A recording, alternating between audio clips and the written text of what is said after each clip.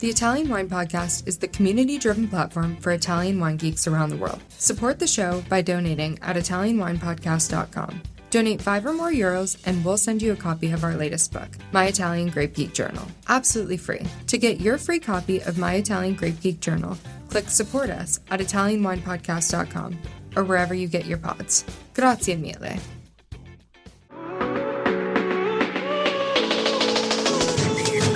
Welcome to the Italian Wine Podcast. This is the next generation with me, your host, McKenna Cassidy. For the next 30 minutes, I invite you to explore with me what young adults are up to in the Italian wine scene. Today, let's feast on our discussion of Italian wine, travel, food, and culture. Thank you for being here. Grab a glass with us. Cin Cin.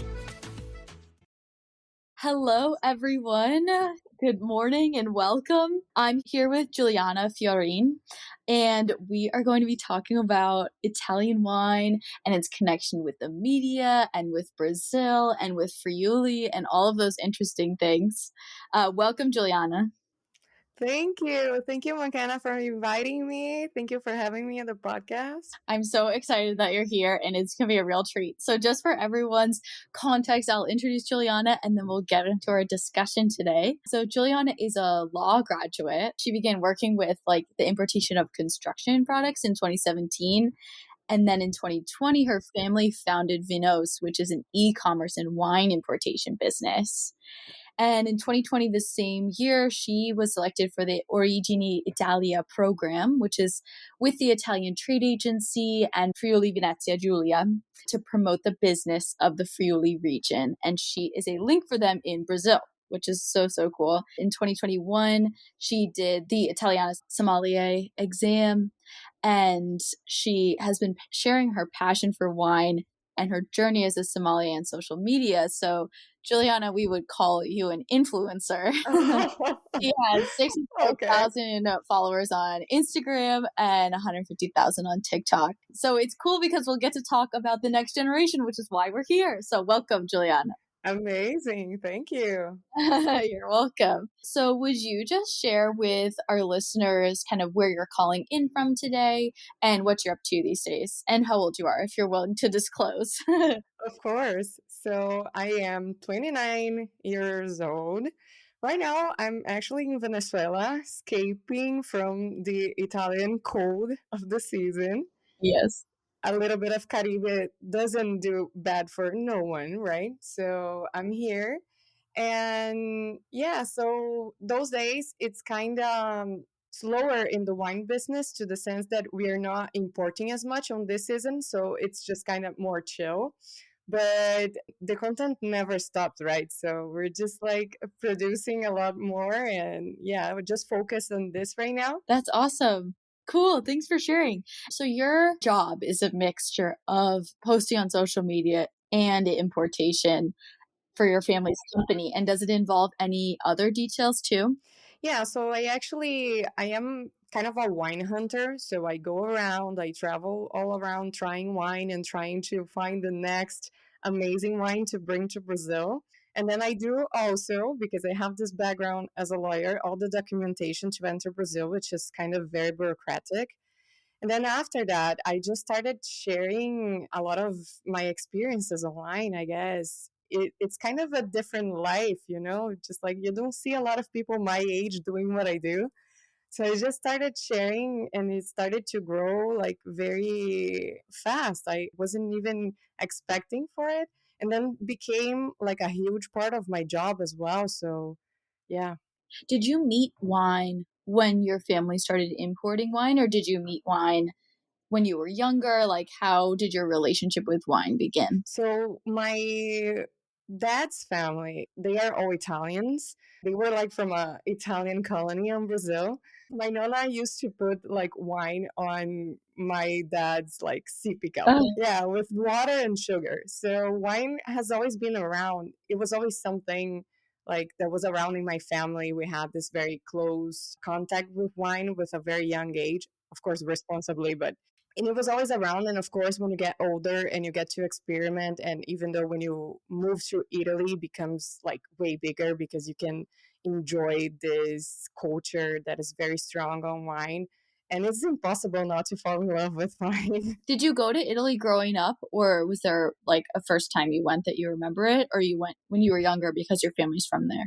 No, I wasn't actually that young. I think I was 16, 17, something like that.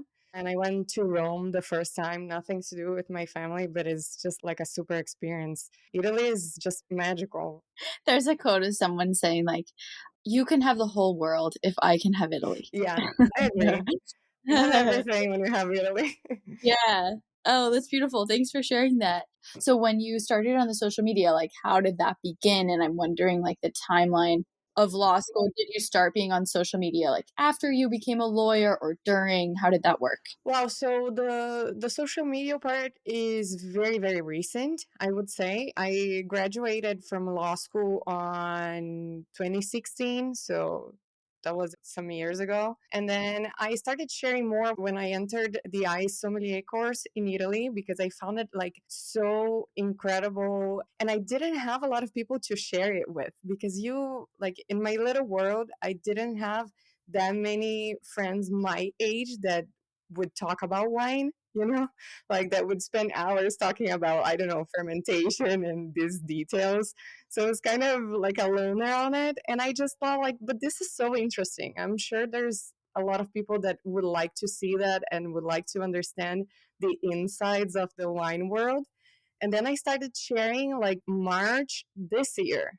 So it's very recent. Uh-huh. I was studying for my final test on the sommelier course of ICE in Italy. And then I just started posting, and then it kind of blew up because one video went like super viral. Oh wow. Yeah, on TikTok. And then I woke up one day and the thing was just like blown up on Instagram. So I just kind of pick up, like I pick up from that and just like kept going. Okay, so I sadly only know obrigada in Portuguese and tudo bem, my friends. Everything as well. But could you explain to us what that TikTok was? Like, was it a hot take about wine? Like, why was it busy?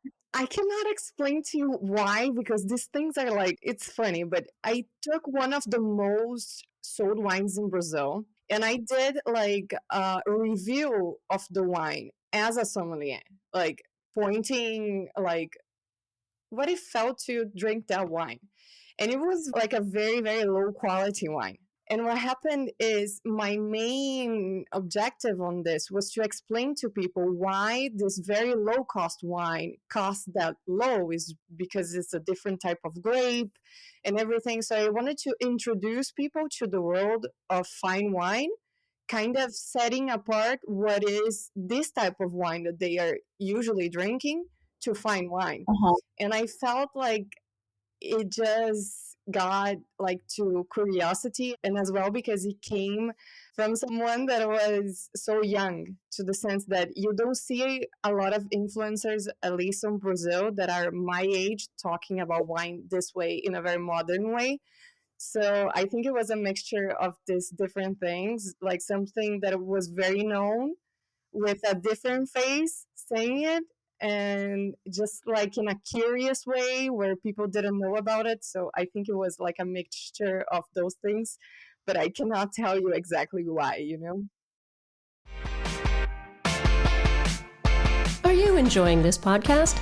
Don't forget to visit our YouTube channel, Mama Jumbo Shrimp, for fascinating videos covering Stevie Kim and her travels across Italy and beyond, meeting winemakers, eating local food, and taking in the scenery.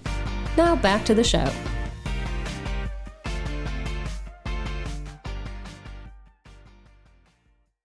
I think it's so cool because obviously that wine is something, the taste of it, the accessibility is so familiar. Like everyone knows what it is. But when you contribute new information about that very familiar thing, it kind of like creates a sudden conversation and everyone's very interested. It would be like if new information came out about a celebrity, or if new information came out about the way certain produce is grown that we're also familiar with, then people like gravitate towards that and all of Yeah. a sudden start chatting Yeah, very yeah. quickly together. Yeah, I'm sure that this part of like being something new and something that people are not used to seeing, it's kind of grabbing. It's just kind of, it makes us more curious, I guess. I think it's kind of this like peek behind the curtain as well, because all of a sudden, oh, they know some insider information or something like that. I think that kind of exposure makes wine very attractive to a younger generation as well. Like people, they want to know. Yeah. Yeah, I think like exposure and like vulnerability make the wine like very attractive in a way, or the discussion at least. Yeah, I totally agree. And I feel like the younger drinkers, they long for authentic experiences rather than just like paid publicity as well. Like they are kind of tired this type of advertisement of wine in the sense that it's like very traditional. They want to know the inside parts. They want to feel like Mhm. they are getting something more, you know? Totally. And then I think it helps too when one of their peers is explaining that authenticity to them. Like, with all due respect to everyone who's older than me, I know that I can sell a certain wine much more quickly to someone who's my age, perhaps, than they can, because there's like a level of friendship between people of the same age. So I think having people who are not selling, but you know what I mean, like explaining wine to the younger generation who are also young like that, that seems to have a really big pull. Yeah, I feel like they connect more to the sense that, oh, this is not just a beverage from like old people to drink, Yeah. but something that is also cool. And if you touch that with a little bit of storytelling from the behind the curtains Mhm. and from this like Dolce Vita lifestyle that it's very appealing, Yeah, I feel like young people really connect with that. that's awesome. Juliana, do you remember your kind of like aha wine, or a wine in your studies that made you really realize maybe something different than your family's wine growing up, or that really caught your attention? I would say the Sauvignon Blanc from Friuli, because Friuli is not a region that you hear a lot about outside of Italy. Italy is already like they don't talk that much about Friuli, but what got me very deeply with this type of wine is that it felt so different from the other white wines Mhm. that kind of opened a new world for me where I felt like, wow, if there's this region here in Italy that I've never heard about that make this extraordinary wine, Mhm. how many other wine regions that I don't know that I could fall in love with that could bring me my next favorite wine. So I think it was the Sauvignon Blanc from Friuli that did this for me. Oh, that's so wonderful. Was it made by any particular producer or just one that you came across? Yeah, it was made by Villa Russis. Okay. They are very big on it, Yeah. and they are like a very classical winery from the region. And I had the pleasure to work with them for a little bit for my project Yes. in the Origine Italia course. So I was living in the vineyards actually 3 months, more or less. It was a great experience in general, but I feel like this wine opened a lot of doors for imagination, you know? Would you be willing to kind of describe what their vineyards are like, or the land that the winery's on, for those of us who haven't been there? Oh, it's so beautiful. So we're very close to Slovenia. The company that I was talking about, they are like more or less 6 kilometers from Slovenia.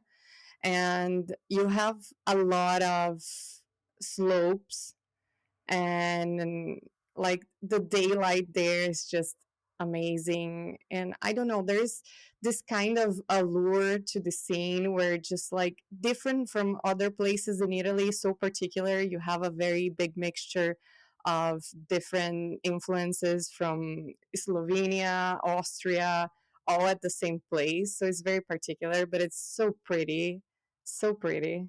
It's amazing. And you stayed on the property. What was your project there? So I did their plan of exportation. Okay. So I was just kind of there to help them export their products Okay. and to market their products outside Italy, especially targeting the Brazilian market Okay.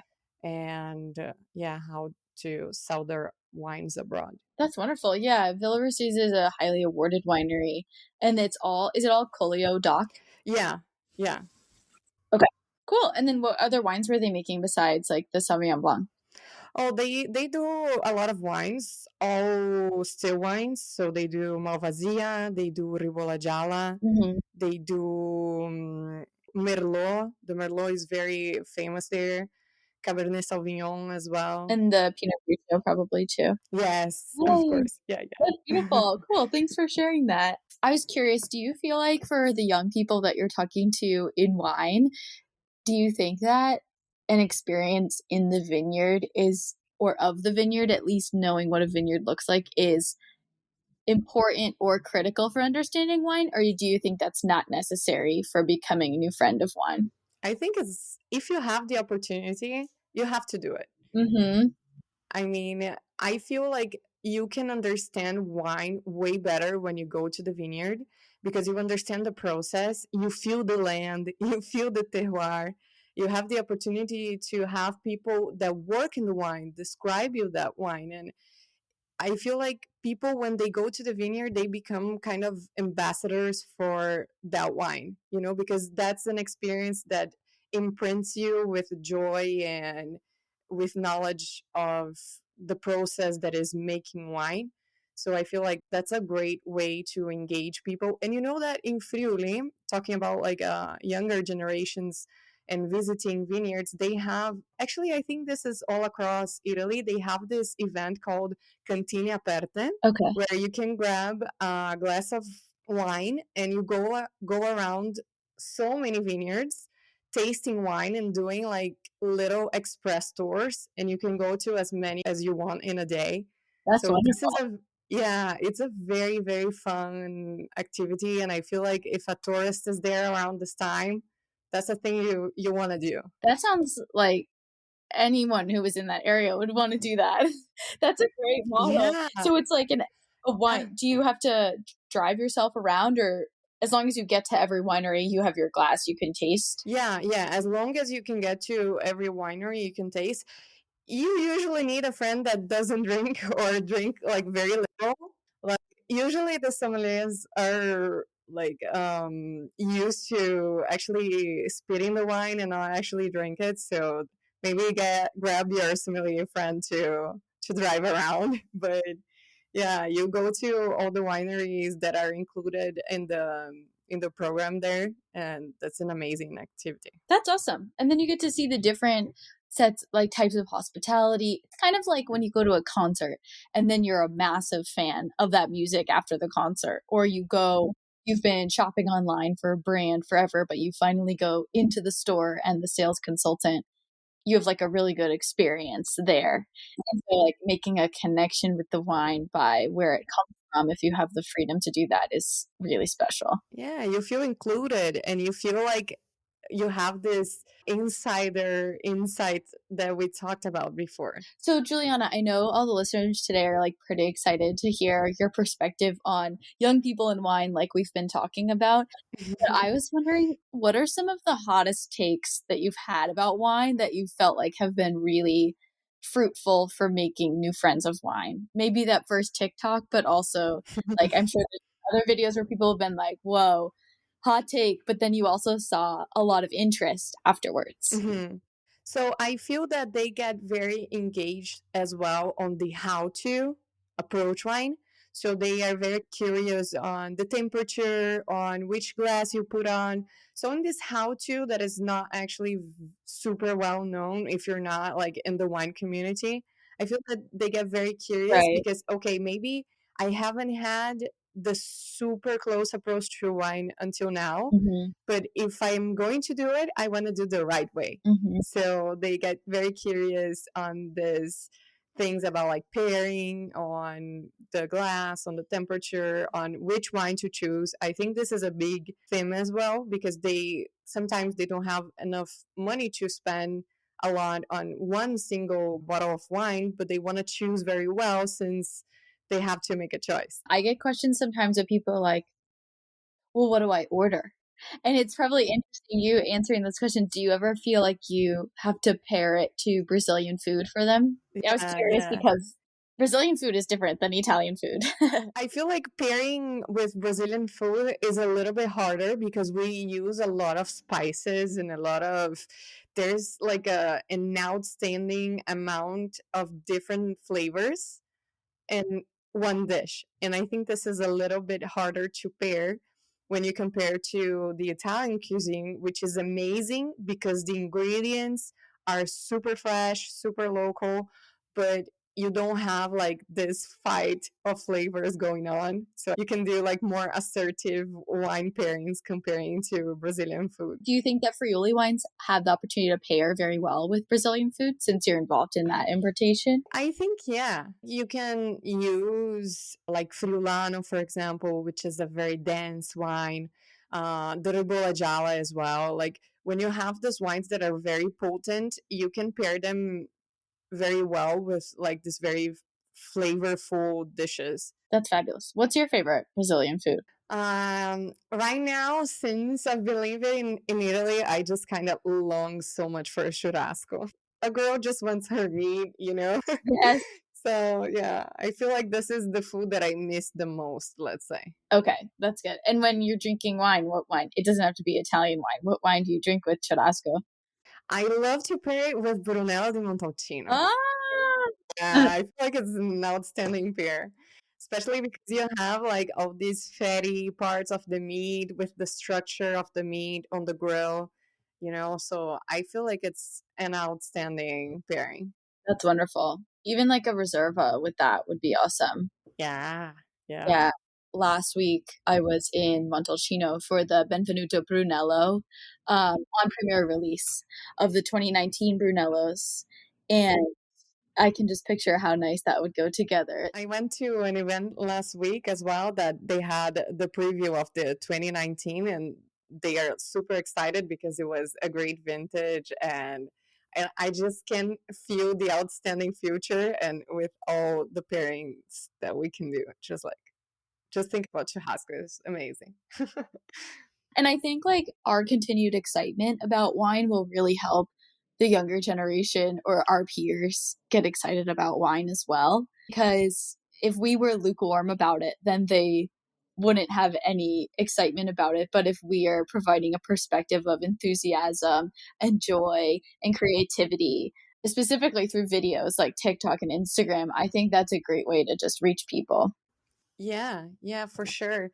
And I feel like we live in a time where I feel like the younger generation is kind of more questioning of things, just like not accepting things as they come.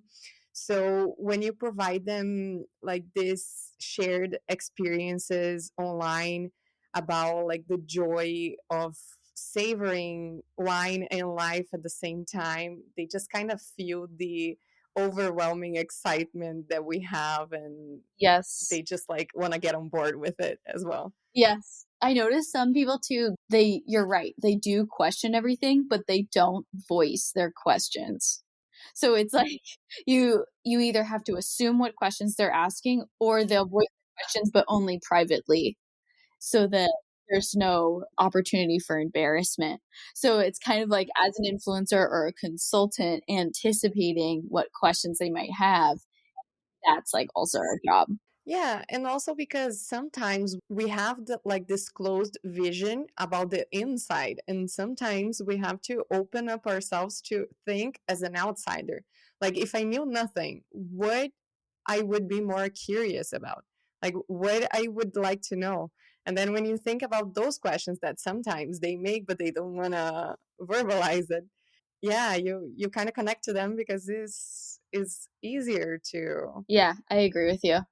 What kind of style of wines do you see our peers or the younger generation enjoying most or maybe misunderstanding most? Like dry still whites or sparkling wines? Like which style of wine are they most excited about? I feel like the younger generation, let's say in Italy, for example, they will always go like regional. That with food, with wine, with everything is just like a part of their culture. But I feel like in general, they like drinkability.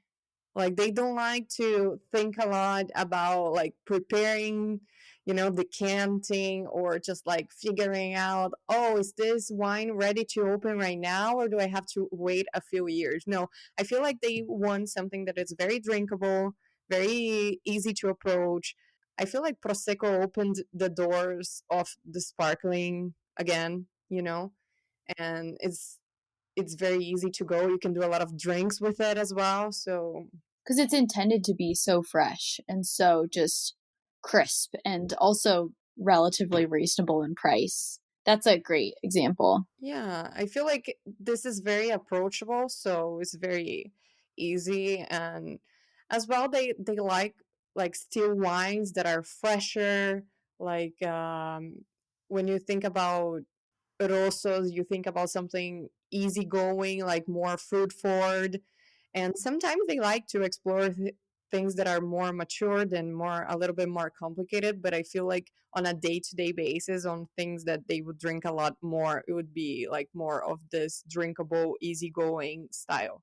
Yeah, I agree. I think when you're doing an introduction of big, bold, rich wines like an aged, like a Brunello or Aglianico, or even if you're introducing someone to Barolo for the first time, you can't just pour them a glass. There's kind of a more like, hi, let's sit down and kind of discuss what this is. But you could easily pour them a glass of Rosso di Montalcino or Nebbiolo and be like, here, try this. And they'd be like, oh, nice. Because it's that younger expression. Yeah, yeah. Sometimes like it can be a little, you can kind of introduce them, like you can put the Barolo, but you introduce it first with other wines and just like for them to get used with the tannins and everything and just like get around it, and then you put it on.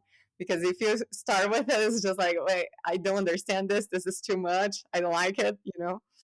Totally. Or if they're at a wine dinner and the meal pairs with it, then you can kind of roll with that. But yeah, there's Yeah, kind of like as well. some gateway that needs to take place.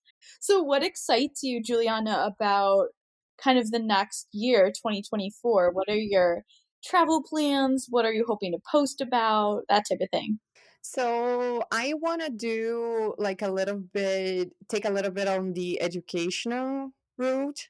I just want to enjoy the fact that I've been creating this community that wants to know a little bit more about wine, to kind of give them what they have been asking me to do. Just like, oh, I want to know the basics of wine, so I want to do this, kind of like a wine course. I plan on studying more wine. Hopefully, I can do VIA as well and keep growing and producing content on social media and hopefully helping other companies to achieve younger drinkers as well as getting on this new way of marketing wine as well. Yeah, that new way of marketing wine is so new. Like, so we've seen it kind of more and more recently. When I was at the Wine to Wine conference in Verona, everyone was asking me about the next generation and what is the next generation. And then we had dinner at San Polo in Montalcino, which is one of Marilisa Allegrini's properties in Tuscany. And the vineyard manager of Antinori, Pian della Vigne, was asking me, what's going on with the young people? Everyone seems very concerned about the future of wine. And I don't feel concerned about the future of wine. I think that it's just the conversation and the style of conversation is shifting, but wine is timeless and we're all aware of that. So it's just the way we're telling its story. Yeah, yeah. And I feel like this younger generation is a little bit more conscious about alcohol consumption and they are just a little bit more aware, let's say. So that's why I believe that putting all the information behind and all the spectacular things that come behind the wine you drink is a way of just like making this lifestyle work, be reasonable and exciting and amazing at the same time as being something that is not bad for you. It's just like wine is life, and we understand, but in moderation is key, and sometimes have as much as you'd like. But yeah, I hear you. Yeah, and I feel like it comes and goes because we had like a period of time where the consumption was just like out of control, just like people weren't talking about the complications of it. And then it came a time where like people are more worried about it. And I feel like we're coming from a generation that will be able to find balance on it. Oh, great point. That is a good hope. We just have a few minutes left, Juliana. Is there anything else you'd like to share about what's on your mind with the youngest generation and how our Italian wine producers can continue to share their wines with those? So I would say that the Italian wine producers should, in my opinion, invest a little bit more in the storytelling behind their companies, as well as making this video format. Because a lot of companies in Italy are very resistant to do content in video. They like pictures, they like brochures, they like, I think that if you can translate it into a great storytelling to tell their story, I think this is a great way of opening the gates of the new generation because social media is where they are. Another thing is investing a lot on events and experiences that are shareable, let's say. So if you have, I don't know, some events at the vineyard where you target young people and you do like this kind of route of wine inside the vineyard where they can take pictures, they can share, and they can kind of live in the moment and soak all the terroir and all the great things around them. I feel like this is a great way to communicate wine to the young generation. So I would invest in these two things. You heard it, everyone.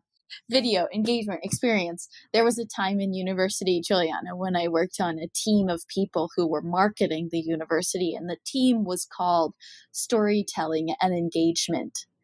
And I think that experience and marketing through experiences is what captivates new friends of wine. And it's so cool that your story has testified to that. Great, I'm happy. Well, I personally am very excited to follow you and continue to follow your travels in the coming year. And I'm excited for your path in Italian wine. And I just thank you so much for sharing your perspective today. It's been really illuminating and encouraging and exciting for me. Thank you. I had so much fun. I know we'll talk again soon.